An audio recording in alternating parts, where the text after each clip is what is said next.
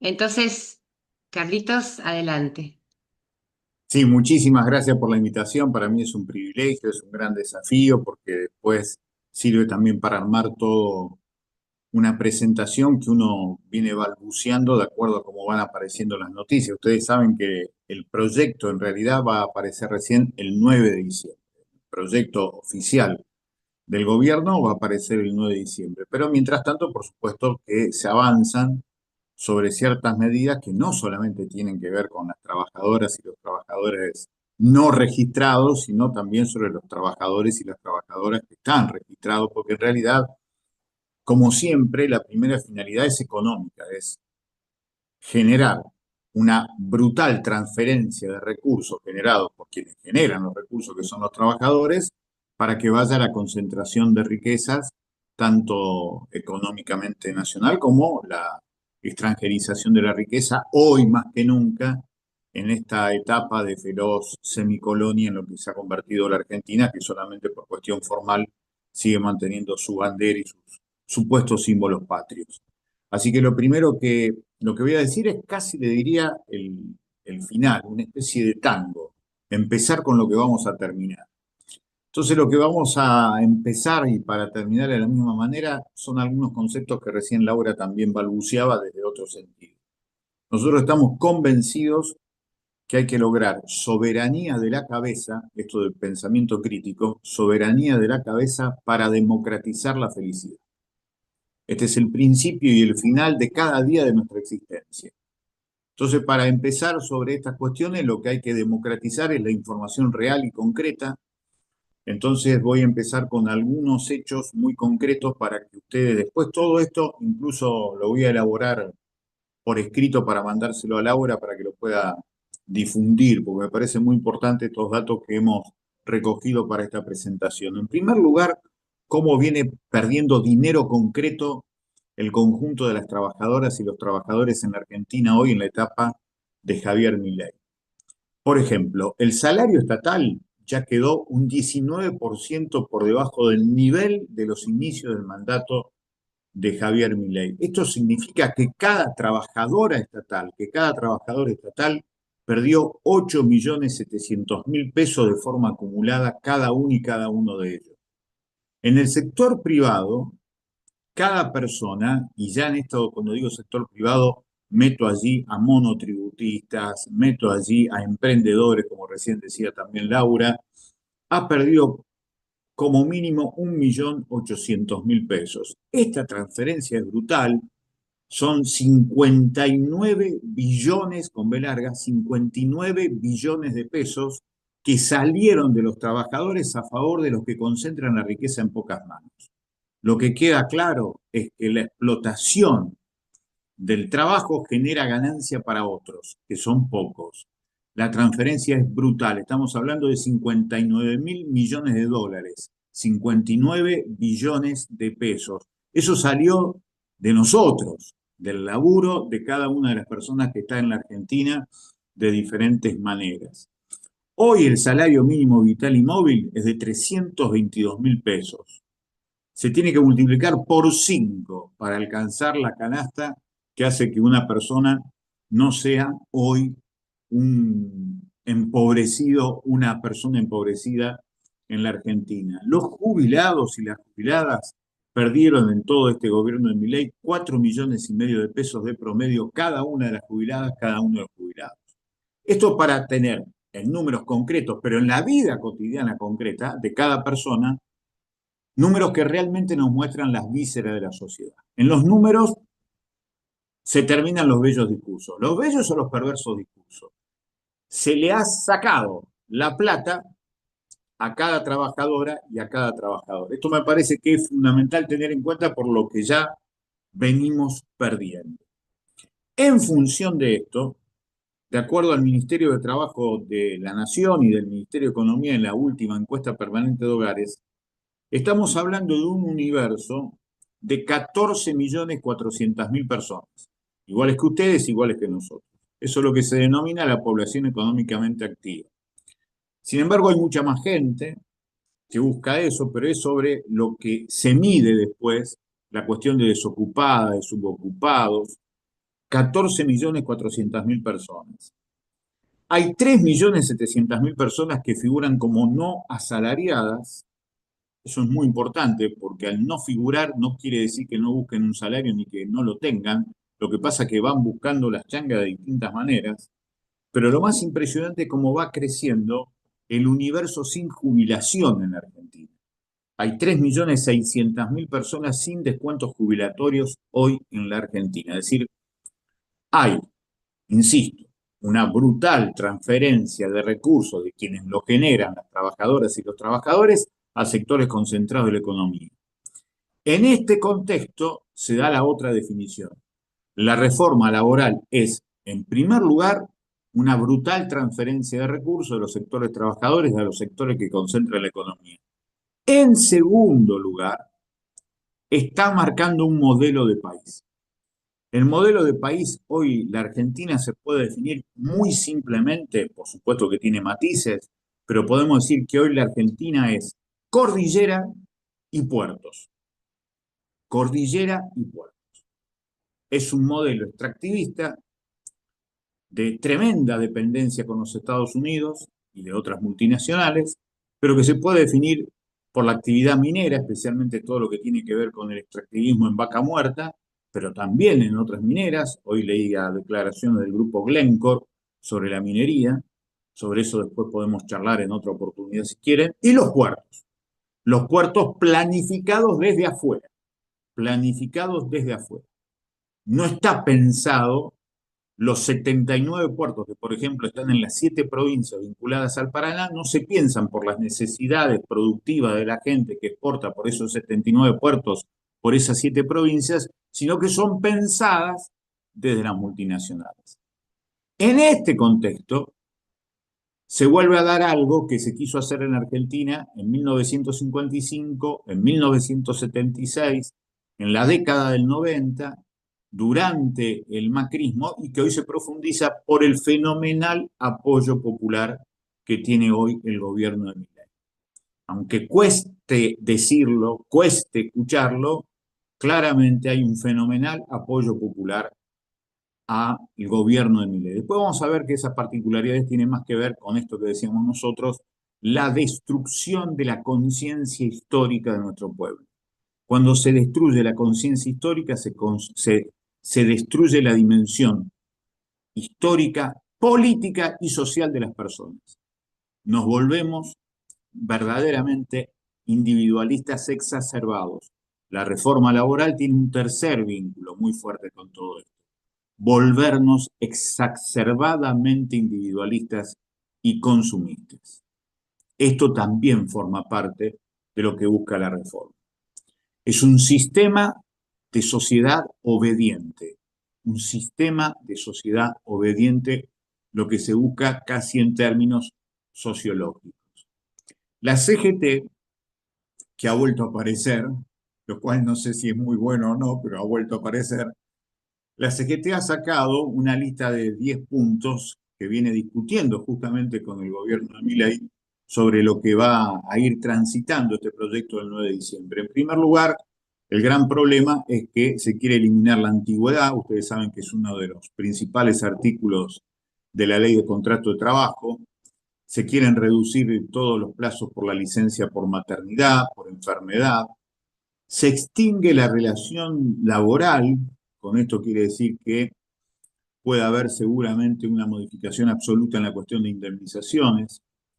Los juicios laborales se van a reducir, se vuelve a hablar como siempre de industria del juicio. Después, si me permiten, voy a decir algunas cuestiones sobre las onceras que se dicen sobre la cuestión laboral, en donde aparece como siempre esta cuestión de la industria del juicio. Se quiere evitar, se quiere hacer un sistema para trabajar sobre la recaudación de los sindicatos, es decir, se tiene que autorizar explícitamente al trabajador para que dé su cuota para los sindicatos. Eso quiere restarle poder, por supuesto, a los sindicatos. Ultraactividad en los convenios colectivos de trabajo. Negociaciones colectivas van a ir siempre por la mínima. Eso es impresionante. Esto está muy bien dicho. Es decir, la paritaria de cualquier sector, sea estatal o privada, es ir por la mínima. Y después va a empezar a aparecer esta cuestión de las cuestiones de productividad, de la cuestión de la meritocracia. Y por supuesto después lo que se quiere reducir es la participación gremial en las empresas a través de las comisiones internas. Estos 10 puntos la CGT ha dicho que no lo puede admitir. El problema es que esto que habla la CGT, y está bien que lo diga, tiene que ver con un universo sindicalizado en la Argentina.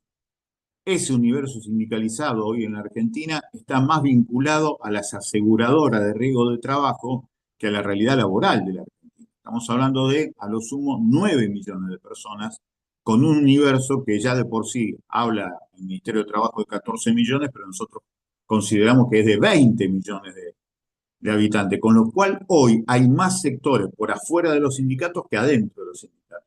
Este es el universo sobre el cual además viene cabalgando Milei diciendo, y lo repiten muchos chicos, pero también mucha gente grande, yo nunca tuve derechos laborales, yo nunca tuve obra social, yo nunca tuve derechos a vacaciones, y a ese universo, la gran vastedad de dirigencia sindical generalmente no le habla.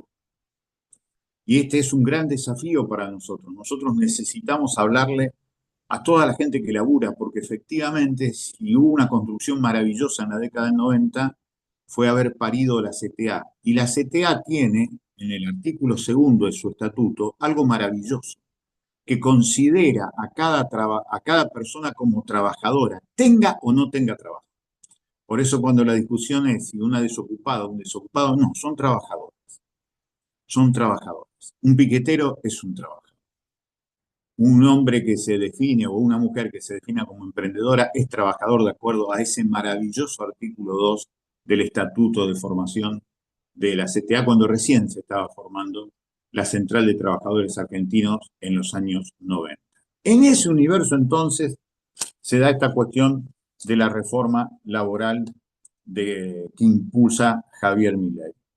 Lo otro que es muy importante marcar en este sentido es lo que significa el universo de monotributistas hoy en la Argentina. Los monotributistas hoy en la Argentina son 4 millones de personas. 4 millones de personas. Y la mayoría son chicas y chicos menores de 35 años. Y el monotributista tiene características muy, pero muy particulares. ¿Cómo le hablamos a los monotributistas? ¿De qué manera se los convoca? ¿Cómo puede una central sindical convocar a los monotributistas? Es muy difícil eso. Igualmente, en algunos estudios que nosotros consultamos y nos parecen muy serios, doy algunas características simplemente para no aburrirlos. Las asalariadas y los asalariados informales trabajan menos horas, pero muchas personas en el sector público tienen un segundo empleo y, por supuesto, esos empleos con menos horas genera que además haya una especie de autoexplotación, cosa que, por supuesto, viene de la mano de esto que se llama el dataísmo, que es esta información por segundo que llega a través del celular, esta metodología que hoy se ha expandido en el mundo y que genera que cada uno de nosotros considere que el tiempo únicamente es valioso cuando justamente produce riqueza o valor, con lo cual se elimina lo mejor de la persona, que es invertir tiempo en lo verdaderamente sustancial del ser humano. La amistad, el amor, el compañerismo necesita de tiempo existencial, no necesita de un tiempo solamente para ganar y para autoexplotarse. Por eso surge el Uber, surge lo que se llama la uberización de la vida. Usar el tiempo libre no para vivir, sino para trabajar, para ver si se le puede empatar al fin de mes. Esto también forma parte de una realidad que empezó, insisto, con la destrucción de la conciencia histórica. Las mujeres trabajadoras hoy tienen un mayor nivel educativo. Con nivel educativo las mujeres tienen un trabajo de más horas. Existe mucho más informalidad laboral entre trabajadores con menor nivel educativo. Por supuesto que existe una dispersión enorme de ingresos. En la mitad de los hogares hay 2 o más ingresos. El 90% de los hogares monoparentales cuentan con jefa. Hoy hay más jefas de hogar en los monoparentales.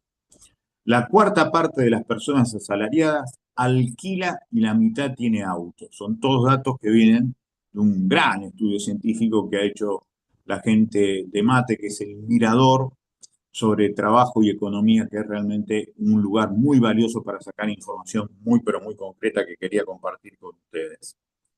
Después viene lo otro, lo que tiene que ver con que se viene con esta cuestión de la industria del juicio, como decimos. En la Argentina del año pasado, para que ustedes tengan idea de lo que se habla, hubo 537.847 accidentes laborales. ¿Saben lo que significa eso? 1.473 accidentes laborales por día, 61 por hora, es decir, más de un accidente laboral por minuto se produce en la Argentina. Esto es impresionante. La desprotección laboral es impresionante. Hubo 552 personas que perdieron la vida cuando buscaban ganársela el año pasado. 552 accidentes letales laborales. Una persona y media por día se muere en la Argentina buscando ganarse la vida, la pierden. Esto tiene que ver con la desprotección. Y allí vamos a otra segunda gran soncera. Cuando se habla de flexibilización laboral, en realidad es flexibilización para que los empresarios extraigan la mayor plusvalía posible sin proteger a los trabajadores. Acá, más que flexibilización laboral, es flexibilización para que las empresas obtengan la ganancia que quieran. Otra de las onceras que se impone, y de nuevo se ha impuesto y mucho en distintas actividades provinciales, estatales, es esta idea del salario, una vez más, repetir la idea de tratar al salario como ganancia, y el impuesto a la ganancia de los trabajadores sigue teniendo plena vigencia hoy en la Argentina.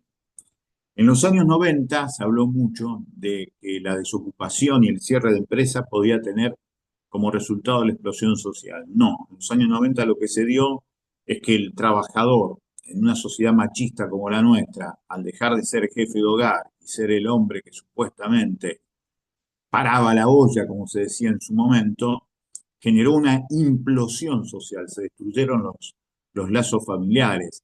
El desocupado terminaba siendo un desaparecido social, de allí la gran importancia de los piquetes, porque fueron asambleas que le devolvieron la dignidad al trabajador.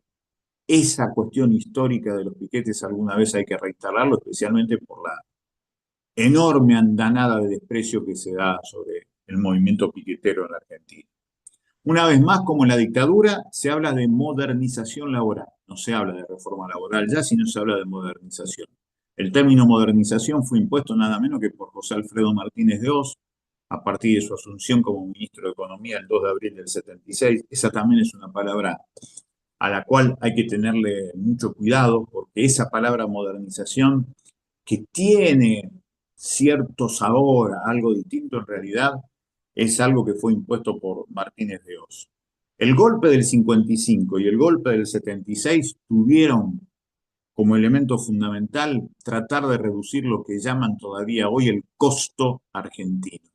En realidad, el costo argentino es la consecuencia del derecho laboral que consiguió la Argentina en la década del 50 y primera parte de los años 70, que es lo que se busca eliminar definitivamente con esta reforma laboral.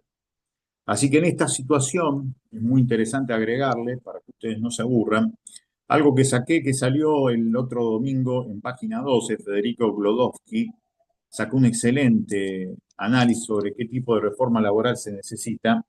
Y el último párrafo me parece muy interesante. Una reforma laboral que no tenga en cuenta a la economía de plataformas, la deslocalización de la producción, el tratamiento que se le va a dar a la inteligencia artificial y que no busque ampliar derechos, no merece tratamiento parlamentario. Es una buena frase. Agrega, la integración y cohesión social se hacen más difíciles cuando crece la desocupación, pero hoy no hay un problema de desocupación masiva, el problema es más profundo. La ocupación existente es cada vez más individualista por el crecimiento de la tercerización y el cuentapropismo. En la era de las relaciones impersonales, las empresas se deslindan de toda responsabilidad, maquillando relaciones de dependencia como actos de beneficencia. Los campos, los tractores, las máquinas y los camiones no valen nada sin el trabajo que los pone en funcionamiento, y el trabajo que lo hace producir tampoco vale nada sin las instituciones de la democracia que lo amparan. Es tarea de la política procurar su defensa. Es una excelente frase de Federico Glodowski en el último suplemento Cash que salió en página 12 el domingo pasado y que también quería compartirlo con ustedes. Termino diciendo en esta primera presentación, es imprescindible la recuperación de la memoria histórica familiar personal, de lo particular a lo general, como siempre decimos nosotros. La cuestión laboral siempre fue una cuestión prohibida para los trabajadores. Mi abuelo, don Alfredo, era un trabajador portuario de la ciudad de Rosario. Yo sabía muy poquito de él porque mi mamá, la Pochi, Florinda, laburante de toda la vida, no hablaba mucho de don Alfredo. Hasta me dijo alguna vez que lo habían echado y yo le pregunté por qué lo habían echado y nunca me dijo. Cuando mi mamá, la Pochi, se piantó para la Pampa de arriba, yo busqué en sus cajas de zapatos. Las cajas de zapatos son los archivos de la gente común. La gente simple guarda sus cosas más queridas en cajas de zapatos. Y mi mamá había guardado en la caja de zapatos un carnecito marrón totalmente deshilachado, que era el carné de afiliado de mi abuelo al Sindicato de Estibadores Portuarios de Rosario. Pero no era solamente eso. El carné decía que mi abuelo, don Alfredo, era delegado sindical. Y mi mamá nunca me había dicho eso porque le habían impuesto el miedo y la vergüenza sobre que su abuelo había sido delegado sindical. Esa experiencia personal me lleva a la particular relación de lo que siempre han querido las empresas sobre nosotros y a lo que alguna vez dijo con mucha certeza Rodolfo Walsh. Las clases dominantes en la Argentina tienen un mayor ejercicio de la memoria que nosotros, por eso nos destruyeron la memoria colectiva.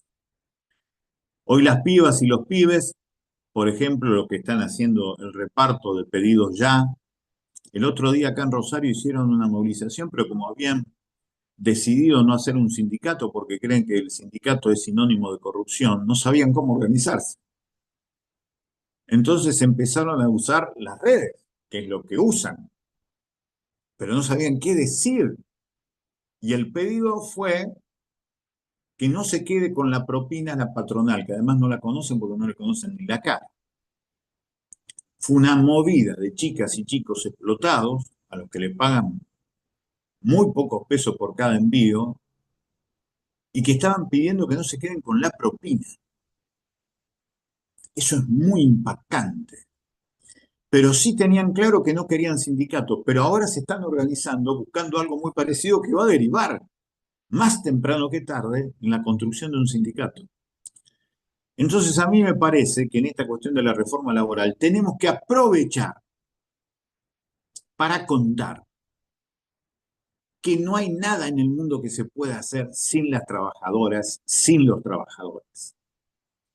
Que la memoria afectiva forma parte del presente y que esa va a ser la mejor manera y la mejor expectativa, porque si nos quedamos en reducir la participación sindical o de la militancia en los derechos conseguidos de una gente que ya hoy termina siendo casi la tercera parte de la clase trabajadora en Argentina, no solamente no lo vamos a defender bien, sino que además van a avanzar sobre un universo que se va a multiplicar, que es justamente esta privada que va por afuera, que tiene que ver con el monotributo, que tiene que ver con el cuentapropismo, que tiene que ver con el emprendurismo. Le tenemos que hablar a esa gente. Tenemos que hacer los esfuerzos más grandes de imaginación y de sensibilidad. Sensibilidad. Tiene que ser una gran herramienta política, la sensibilidad, para hablar lo que significa ser siempre parte de una clase como es la clase trabajadora. Termino diciendo como empecé para terminar el tango. Pensamiento crítico, lucidez, sensibilidad, soberanía de la cabeza para democratizar la felicidad y tratar de democratizar, entre otras cosas, todas estas informaciones que quería compartir con ustedes. Ojalá que les haya servido. Muchas gracias, Carlos. Muchas gracias. Ahí